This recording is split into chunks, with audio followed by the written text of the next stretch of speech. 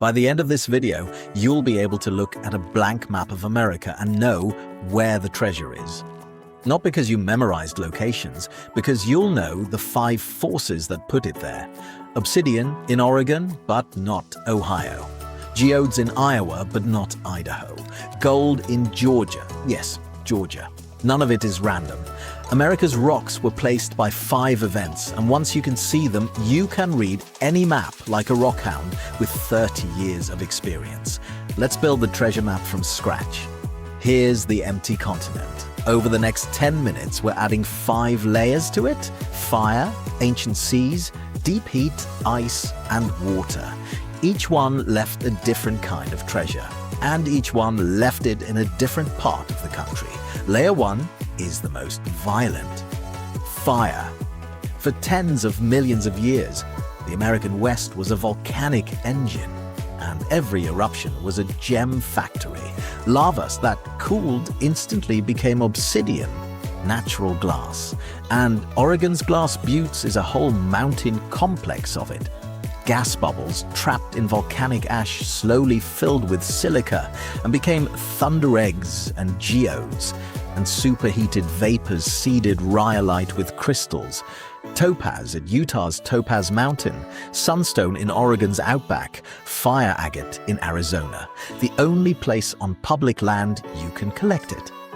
And here's the rule fire teaches you. Volcanic gems stop where the volcano stopped. That's why there's no obsidian in Ohio. No amount of searching will ever change that. But inside the fire zone, any weathered volcanic field is worth checking.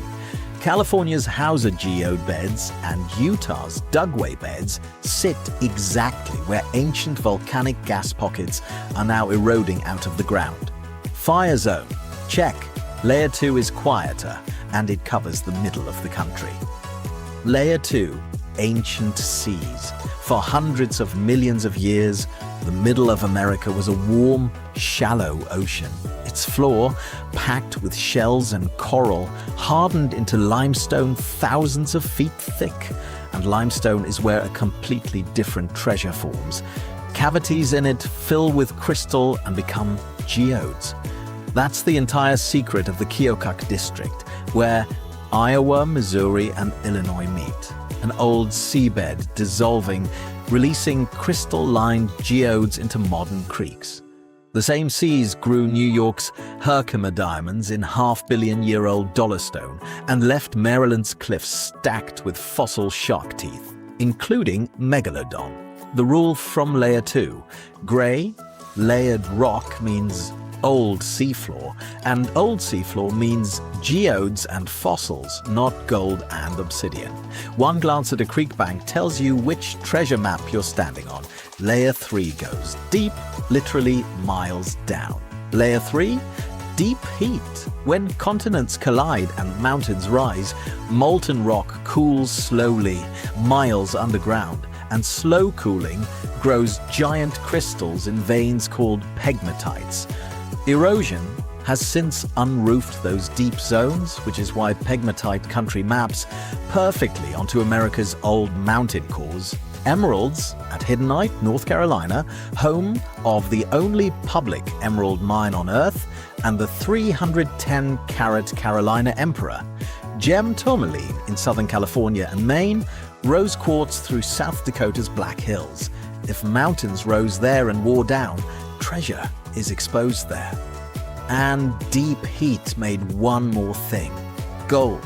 Hot fluids from those same collisions injected gold into quartz veins, and every American gold belt follows an old mountain chain: the Sierra Nevada, the Rockies, and the one everyone forgets: the Southern Appalachians. America's first gold rush wasn't California, it was the Carolinas and Georgia decades earlier. And those creeks still carry gold today. Midpoint rule: gems and gold live where mountains lived. 2 layers left, and the next one moved treasure hundreds of miles. Layer 4, ice. During the Ice Ages, mile-thick glaciers bulldozed south out of Canada, and they robbed the Lake Superior region on the way. The lake basin's billion-year-old lava flows held 2 treasures: iron red banded agates and pure native copper. The ice ripped both out, dragged them for hundreds of miles, and dropped them across 4 states as it melted.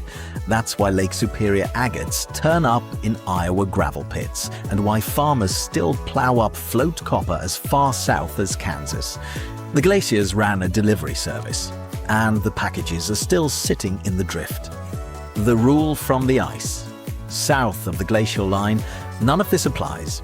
North of it, every gravel pit, riverbank, and plowed field is a lottery ticket, because the ice mixed treasure into ordinary drift. You don't need an outcrop, you need a gravel pile and patience. Last layer, the one that makes all the others collectible. Layer 5, water. Every force so far put treasure in the ground. Water is what gets it out. Rain and rivers have spent millions of years grinding down mountains, dissolving limestone and washing through glacial drift, freeing everything and concentrating it.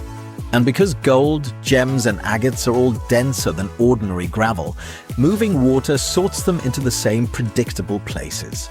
Inside bends, behind boulders, bedrock cracks and low water gravel bars. Water is why a creek is the best treasure map ever made. It's already done the digging for you. And there it is, the treasure map of America assembled. Now read it like a rockhound. Oregon is fire plus water. Volcanic gems freed by creeks. Iowa is seas plus ice plus water. Geodes weathering out of limestone with glacial agates mixed into the same gravel. North Carolina is deep heat plus water, pegmatite gems, and the South's forgotten gold in the same counties. Every state is just a stack of these 5 layers. That's the entire skill. Don't memorize spots, recognize forces. Once you see it, you can't unsee it. Utah, fire, topaz and geode beds. New York, ancient seas, Herkimer diamonds. Montana, deep heat, sapphires in the gravel of old mountain rivers. Michigan, ice. The copper country, the glaciers raided. Minnesota, ice again, agate central.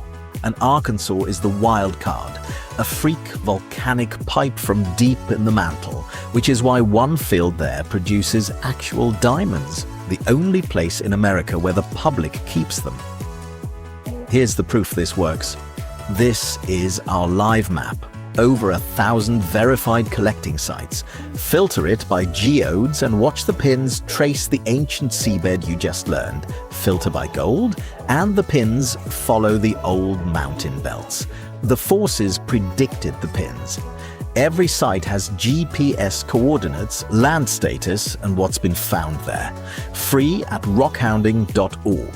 First line of the description. Subscribe, because now that you can read the map, the rest of this channel shows you exactly where to dig.